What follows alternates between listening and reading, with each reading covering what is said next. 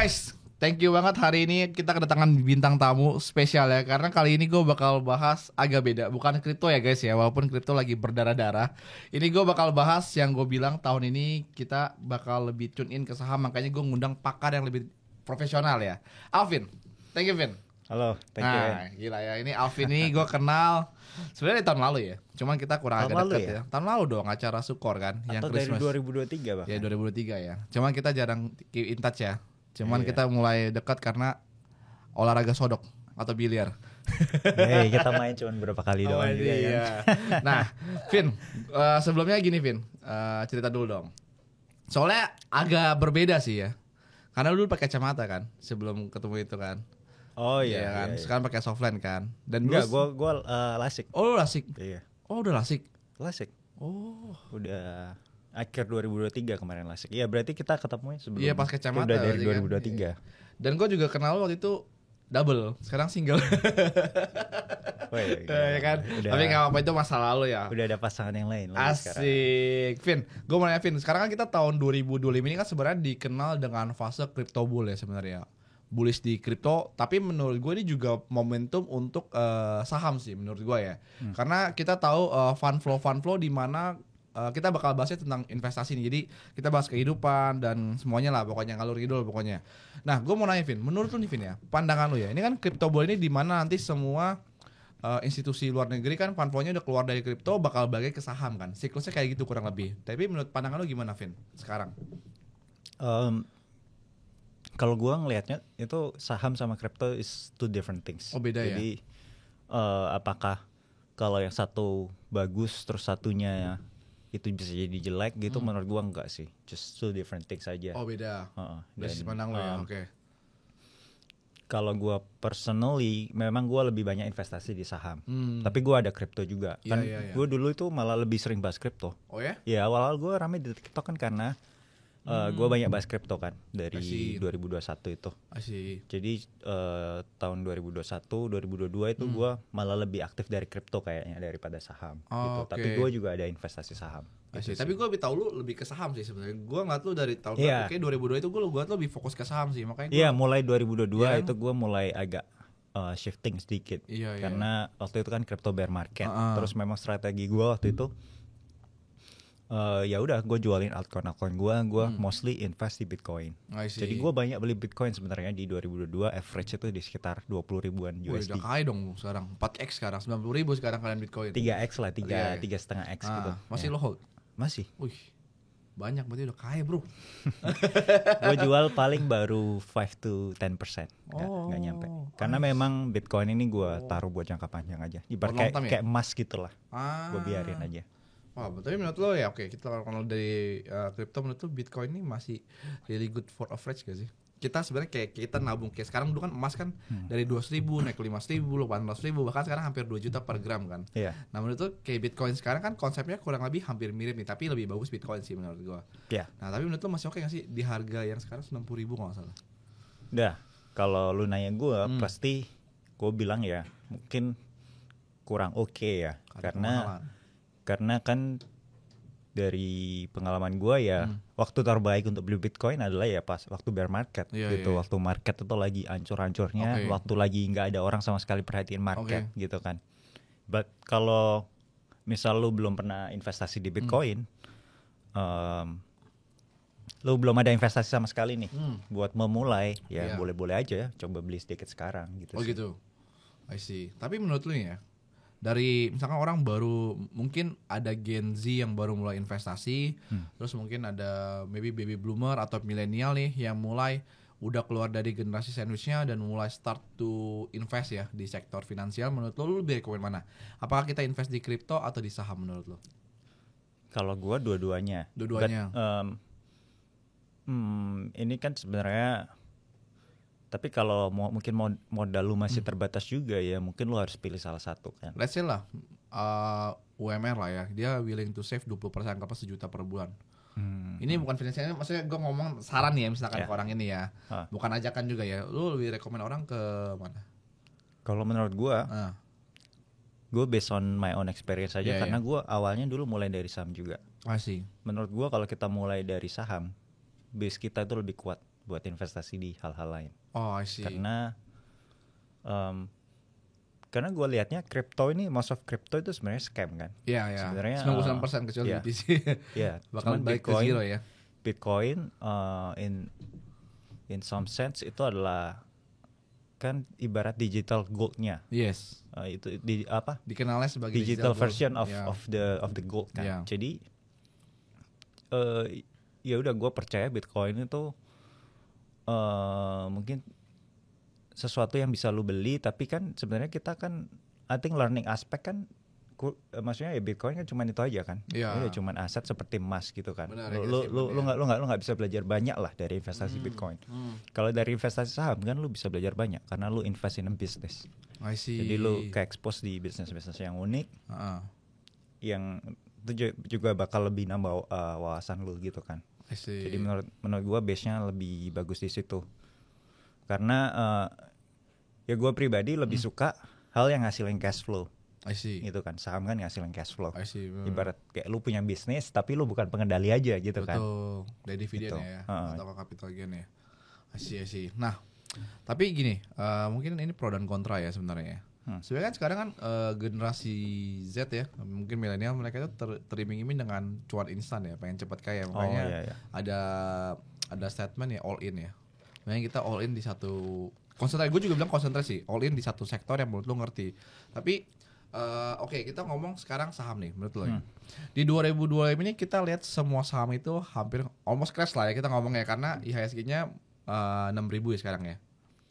6.700. Let me check biar pagi ini ya 6.600 sekarang. 6.600 turun lagi. Nah, ini kan kurang lebih yang gue bilang sih ini kayak diskon banget ya dari peak kemarin ya, hampir 30%, dan beberapa saham kayak BBRI kan juga udah hampir diskon 40% nih, ya kan. Dari 7.000 sekarang 3.800 ya, hampir 50% kan. Nah, menurut lo Vin, kalau saham nih, kita ngomong saham kan ya gue juga dari saham, cuman gue kena scam ya. Karena gue kena saham gorengan kan. Waduh. Ya, itu pengalaman lah. Tapi gue mau nanya, sekarang kalau orang misalkan mulai saham nih, menurut lu sektor apa sih yang oke orang tahan untuk 10 tahun? Nah, kalau kita ngomongin saham itu agak susah sih kan. Karena mungkin approach gue itu agak berbeda sama orang lain. Tapi kan gue lihatnya banyak mungkin yang terutama yang pemula ya. Mereka tanya, saham apa sih yang bisa di hold 10 tahun ke depan gitu-gitu, biar gue beli terus gak usah mikir lagi. Iya, beli terus pokoknya ya. But saham doesn't work that way gitu loh. Kalau lu mau beli sesuatu yang tenang terus gak usah mikir 10 tahun lagi, mending beli Bitcoin atau gitu. Obligasi gitu kan. Kan Bitcoin kan seperti emas kan. Emas kan mungkin ya oke ada fluktuasi, but you know I would think in 10 years harganya pasti naik gitu kan. Kalau saham kan lu harus monitor laporan keuangan tiap quarter kan. Dia jelek apa enggak. Betul. Mungkin lu kadang-kadang harus datang RUPS, mungkin lihat online aja presentasi dari manajemennya gitu kan. So benar-benar. Lu tetap harus monitor tiap quarter sih, at least per 3 bulan berarti ya. Jadi kalau lu tanya gue sama apa yang 10 tahun lagi bisa di hold, ya gue bisa bilang untuk sekarang saham ini. But gue nggak tahu apakah di quarter depan begitu keluar laporan keuangan terbaru, apakah pandangan gue bakal berubah? Bisa aja berubah. Ternyata ini nggak bisa di hold 10 tahun nih gitu kan. Berarti short term ya sekarang ya, berarti kurang lebih ya. Bukan short term sih, lebih ke adjustment kalau perlu gitu. Jadi kalau memang ada saham yang bagus banget, maksudnya tiap laporan keuangan keluar gue seneng, ya udah hold terus aja.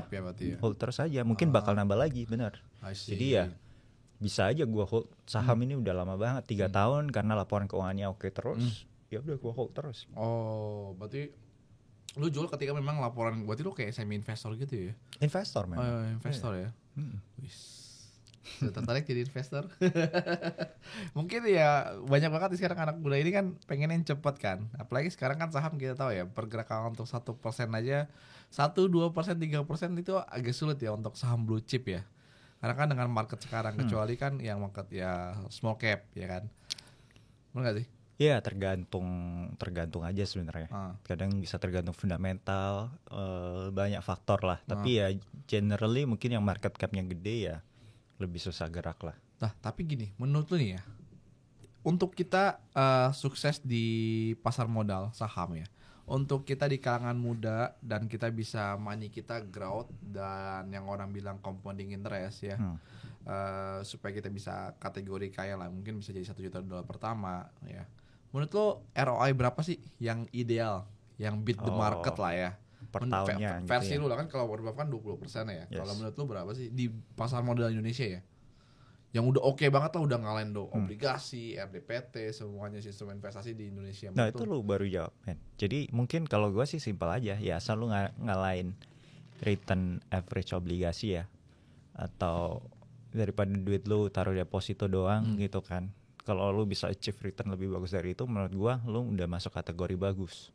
Gitu. Tapi balik lagi soalnya IHSG kita kan lumayan melempem ya indeksnya. Iya, bahkan jadi for the past 5 years sih gak menurut naik. gue sih, iya gak sih? Dari tahun 2020 deh, kayak round trip sih. Hampir ini stuck-on gitu ya situasi. Stuck. Jadi for the past 5 years itu cuma naik 10% atau berapa gitu. Iya kan? Lu bandingin dengan S&P 500 itu udah 80%. Iya. Udah hampir double dari 5 tahun lalu. Nah tapi berarti kalau menurut lu ya, lu di angka, misalkan angka deh berapa persen sih idealnya menurut lu? Target lu masih ada target ini dong? saham Indonesia ya? Iya, target lu kan masih ada dong. Parameter lu ya, lu kan community super con kan. Terus ada parabolik untuk setahun itu berapa, lu harus ada target berapa ROI-nya kan. Kalau so far dari data history gue sih, kalau di foto gue yang gue share di Supercuan Saham itu udah sekitar almost 40% dalam ya 1 sampai 2 tahun lah. Jadi So average ya. mungkin annual average 20-an ya. 20% ya berarti 20-an, ya. 20-an ke atas. Iya. Tapi ini depends on the market juga Iya. kan. 2 tahun terakhir IHSG nggak naik loh. Betul, tapi Jadi, it's very good. Menurut gua kalau IHSG naik, porto gua bisa semakin naik lagi gitu. I Bahkan see. mungkin bisa double lebih I see. dalam 1 tahun atau 2 tahun gitu. I see. Nah, tapi sekarang ini gue juga nggak tahu kan lu aktif di saham USD, ya kan? Ya. Saham US. Nah, menurut lu comparison deh sekarang saham US sama saham Indo, lu lebih banyak tetap di Indo atau saham US sekarang? Tetap di Indo. Indo tetap. Heeh. Oh, why? Karena mungkin pertama gue orang Indonesia. Asik. Cinta Kan sama banyak orang Indonesia. hashtag kabur aja dulu, makanya mungkin dari saham Indonesia ke saham Indo kan. Oh, kabur aja dulu, dari mana sih kita marketnya kan. Nah, tapi ya gini nih, kalau gini, kalau semakin banyak orang punya mindset gini ya saham kita nggak naik gitu kan. Iya, Karena iya. saham kita sekarang itu aja around kalau nggak salah 49% atau apa of the transaction itu asing yang ngelakuin. Iya. Jadi hampir setengah dari saham yang ada di Indonesia ini dipunyai fund asing. Iya. Gitu loh. Jadi kan kalau indeks kita mau turun atau naik, itu mereka yang ngatur jadinya kan. Iya benar. Iya kan? Kalau mereka nganggap wah saham Indonesia ini jelek, keluarin duit mereka, saham pada jeblok habis-habisan. Dan ini kan yang terjadi kemarin Iya, di iya, big iya. banks, di banyak-banyak saham. Iya. Gitu kan. Padahal kita sebagai orang Indonesia kan kita lebih tahu tentang ekonomi Indonesia kan daripada orang-orang asing itu kan. Nah. So Tapi Indonesia pada kabur semua ya. so kenapa kita harus biarin ya kan? Kayak orang asing ini ngatur pasar saham kita. Iya, iya. Padahal kan sebenarnya perusahaan lokal yang foundernya orang lokal, yang kerja di situ orang lokal, tapi banyak yang punya sahamnya Orang asing. luar, iya. Aneh kan? Iya aneh ya, sebenarnya aneh ya. Tapi kenapa menurut lo gimana tuh? Kenapa fenomena orang Indonesia itu nggak mau invest di saham dulu? Kenapa sih? Menurut gue bukan cuma saham aja, tapi persentasi orang Indonesia yang invest itu masih dikit banget bro. Jadi gue baca itu hanya 5% dari populasi itu ada investasi di surat utang, saham, dan lain-lain. Kalau saham specifically, gue baca kalau nggak salah itu hanya 2%. 2-3% dari populasi ya. Kalau di Amerika itu 60% orang invest di saham. Dari total populasi ya. 60% itu meaning ya benar-benar 60% gitu kan. Gue dulu kan pernah tinggal di Amerika kan. Iya, gue tahu juga karena ada orang itu yang ribut kerja remote di Amerika itu di TikTok. Ya kan? Oh, iya, Siapa iya, namanya betul gue kan? Ya. Jadi gue kan pernah tinggal sama American family juga. Iya, iya. So they're like a middle class family lah. Jadi penghasilan itu rata-rata. Tapi mereka punya saham juga. Pernah cerita ke gue kalau mereka punya saham Amazon. Oh. Udah naik berapa kali lipat katanya, seneng. Oh. Jadi wah ini ternyata maksudnya orang penghasilan rata-rata aja punya saham loh. Iya bisa make money ya. Kalau lu coba tanya sini orang penghasilan rata-rata, tanya kuli lah atau ojol atau grab driver, mana ada punya saham mereka. Tapi kalau lu tanya apakah mereka pernah cobain judol, most likely ada banyak yang pernah. Iya. Setengahnya mungkin pernah. Kalau kalau pernah invest saham enggak, mungkin 1-2% doang yang pernah. Iya. Ya kan? Padahal sama-sama main nabungan 100.000 ya investasi ya. Ya kan? Iya, jadi ya memang udah kita penghasilannya rendah, sebagian negara kan GDP per kapita rendah, terus yang investasinya juga sedikit, jadi ya nggak bergerak ya market kita. Iya, pasar saham kita nggak dikuasai. Berarti lebih masalahnya di literasi keuangan ya sebenarnya ya. Literasi keuangan, earning power kita, jadi orang itu earning kan dapat gaji, sisian dari gaji itu sedikit. Ya, jadi orang bingung ya. jadi Masih gambling untuk bulan depan ya, masih bisa ini atau enggak ya? Iya sih.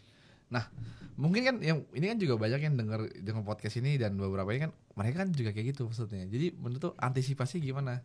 Dengan earning power yang ngepas, solusi lu gimana sih? Mungkin juga ada orang loh yang ikut support komunitas lu, ya mungkin ngepas banget nih ya kan. Cuma mereka mau belajar. Dia tips tuh gimana supaya mereka bisa ngembangin earning power mereka? Kalau di support saham sih, gue selalu bilang kalau modal lu terlalu sedikit, ya nggak perlu di join, gedein modal dulu aja. Gue selalu malah bilang gitu. Tapi kan pasti ada orang bro yang mungkin ya. Kalau gue kalau komunitas sih, dia mungkin tuh uang ngepas itu ikut komunitas gue gitu. Pasti semuanya tuh pasti mau coba gitu, ngerti gak sih? Iya. Ya pertama gedein earning power sih. Dan kalau memang lu bisa sisihin kan sebenarnya kalau mungkin bracket penghasilan lu masih tergolong rendah ya atau rata-rata ya, mungkin UMR atau di bawah UMR, itu kan fokus lu kan sebenarnya harus earning more kan, baru dari mungkin, tapi lu bisa banget invest. Jadi gue juga nggak setuju sama statement lu baru bisa mulai investasi kalau penghasilan lu udah gede. Enggak, itu salah. Bukannya start small lebih bagus? Iya, start small lebih bagus karena lu belajar juga kan. Iya kan, lu nggak mungkin tiba-tiba invest pakai 100 juta miliaran terus lu expect wah gua langsung jago bisa ngasilin dari sini. Enggak, yang ada malah lu rugi. Jadi start small dulu. Jadi gaji lu UMR gak apa-apa, sisin 500.000 aja buat invest saham atau apa sambil lu belajar. Iya. Ntar gaji lu udah naik, penghasilan lu udah naik, udah 2 digit atau apa, lu udah ngerti gimana caranya invest gitu. Gitu kan. Tapi ada gak sih tips, mungkin tips cara kan setiap orang gue tanya nih, yang tips buat naikin earning power versi lu gimana sih? Yang lu bisa kasih masukan ke orang. Gue kan bukan tipe-tipe guru yang online ngajarin lu harus ini harus ini. Yang lu lakuin lah. You just be good at what you are doing kan. Just be good. Iya kan. Give values kan. Mau lu jadi guru, mau lu jadi YouTuber atau mau lu jadi videographer, yang penting lu ngelakuin kerjaan lu bagus. Be the best ya. Iya, jadi lu improve terus, orang tahu akan skill sama value lu. Iya kan? Okay. Apa aja bisa sih jadi kaya menurut gua. I see. Tapi kan kaya butuh proses ya. Iya. Atau ada yang bisa instan sih. Main judul gitu kakek Zeus. Itu tapi kan instan lu jatuh lagi bisa kan. Jadi ya. Benar. I mean yang kalau lu mau instan banget ya lu jadi yang punya judul aja, ya enggak sih? Jadi bandar. Iya. Cepat kan itu. Oke, dia ada 2 pertanyaan terakhir. Satu, yang pertama adalah tips buat jadi kaya di usia muda versi lu bagaimana? 3 tips lah, kasih tips lah, 3 tips. Jangan 1 aja. Punya orang tua kaya. Nggak bisa, itu nggak bisa diubah. Yang maksudnya orang lagi berjuang sekarang kan udah bekerja kantoran ya kan, dia mau keluar dari rat race gitu. Punya menantu kaya. Oke. Yang bener. Iya kan? Kok menantu sih aja? Mertua, sorry. Mertua ya, punya mertua kaya. Nah, itu yang pertama ya. Yang realistis lah. Itu cuma 1% kayaknya, kayak acara FTV kayaknya dapat mertua kaya. Loh, tapi bener ya. Ya. Karena balik lagi kenapa gue ngomong gitu, kekayaan itu kan harus di-build. Iya kan? Kalau orang tua sebenarnya yang sekarang kaya-kaya juga itu kan hasil dari bisnis mereka, hasil dari investasi mereka for puluhan tahun, akhirnya di passing ke anak mereka kan. Sebenarnya kan orang tuanya yang did the work kan, investasi buat anaknya gitu kan. So ya kalau lu dari sandwich ke generation gitu bisa aja, but it's just gonna take time gitu sih. Jadi ya pelan-pelan aja. Pelan-pelan. Oke, kalau gitu pertanyaan gue ganti. Sekarang investasi di saham apa yang paling bagus sektornya aja? Menurut lo, untuk tahun 2025. Sektor ya. Tapi boleh sebutin kode juga nggak apa-apa sih. Tapi ini disclaimer ya, bukan ajakan ya. Ya mungkin apa? Kalau kan sebenarnya approach investasi gue itu bukan liatin sektor dulu, tapi gue liatin individual companies dari bottom to top gitu. Tapi yang paling banyak di porto gue ya itu I guess masih banking. Banking ya. Terus ada saham teknologi juga di Indonesia. Teknologi. Iya. Indonesia. I see. Baru-baru ini kan banyak naik tuh. Oh iya. Nah, itu. Ya gue punya beberapa. I see. Terus terakhir lagi? Sektor yang gede lagi itu apa ya? Consumer goods. Consumer goods. Yeah. Nah, nanti kan lu karena bahas lu melihat si individual company dari bottom to top, gimana sih tips saya yang buat kita gampang sih buat pemula? Mungkin nih Gen Z yang belakang ini kan juga belum investasi nih, ya kan? Sekalian mungkin gimana sih tipsnya sih untuk yang simpel aja yang mungkin dipahami.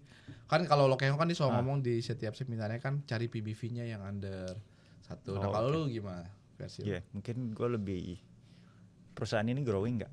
Lihat aja, paling gue yang pertama selalu kali lihat labanya naik nggak?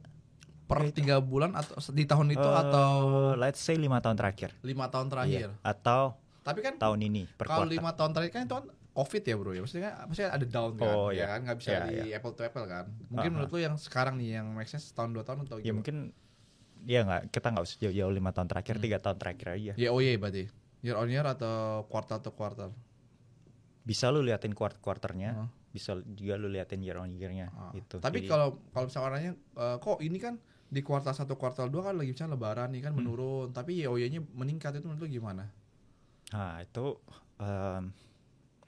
jadi fokus kita itu lebih ke year on year atau kalau gue sih lebih year on year. Year on year ya, year berarti year, yes. Pertama kita telaba year on year, terus ada lagi gak?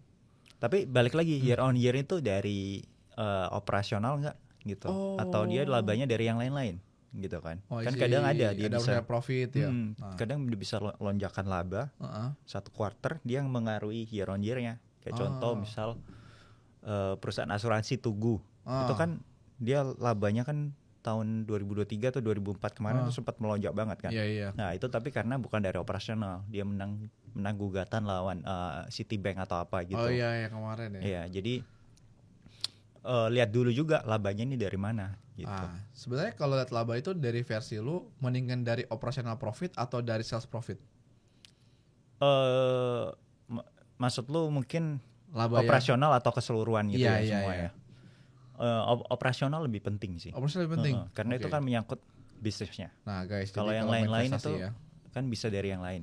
I see. Nah berarti yang paling utama adalah operational profit, kalian bisa perhatiin tuh year on year-nya bertumbuh atau enggak. Oke. Nah terakhir koin. Nah ini kita ngomongnya juga kripto dong. Nah top koin lu lah di tahun ini, ada nggak sih jagoan lu? Koin ya. Selain Bitcoin. Oh gila, selain Bitcoin. Kayak Bitcoin lagi turun lagi hari ini. Hari ini BTC iya turun ya 92.000 loh. Wow. Ya sebenarnya ngomongin altcoin ya, karena gue nggak terlalu ngikutin market crypto sekarang, ya pilihan altcoin gue ini yang lama-lama yang gue dulu pernah invest gitu aja sih. Oh masih ada? Ada tapi dikit. Jadi like 50 to 70% of my portfolio itu di Bitcoin kalau crypto ya. Terus 20%-nya lagi itu di stable coins. Jadi USDT, USDC. Iya. 5-10% itu baru di altcoin yang aneh-aneh. Boleh lah, spill lah. Jagoan lu untuk tahun ini apa? Aduh, gue gak perhatiin lagi kadang. Perhatiin. Malah mungkin gue yang tanya lu, Hen. Apa nih jagoan lu biar gue bisa beli dikit. Asik. Gue lagi stay cash semuanya sih. Gue lagi stay cash, gue gak ada koin lagi. Oh iya, serius? Gue full cash. Kemarin gue udah cut semuanya, jadi gue bener-bener stay cash semuanya. Bitcoin? Even Bitcoin? Bitcoin gue gak ada. Gue only futures only. Wow. Iya, gue stay cash. Tapi tadi dia, stay cash gue gak ada apa-apa. Jadi bener-bener murni cash. Berani juga ya. Hah? Berani juga lu ya. Tapi ntar market naik lagi gimana? ya udah lu kayak nanti ada sih, harusnya gue bakal chip in mungkin akhir bulan ini atau nggak bulan depan ya, ketika mungkin Bitcoinnya break 290.000, nah baru mulai cari yang menarik sih.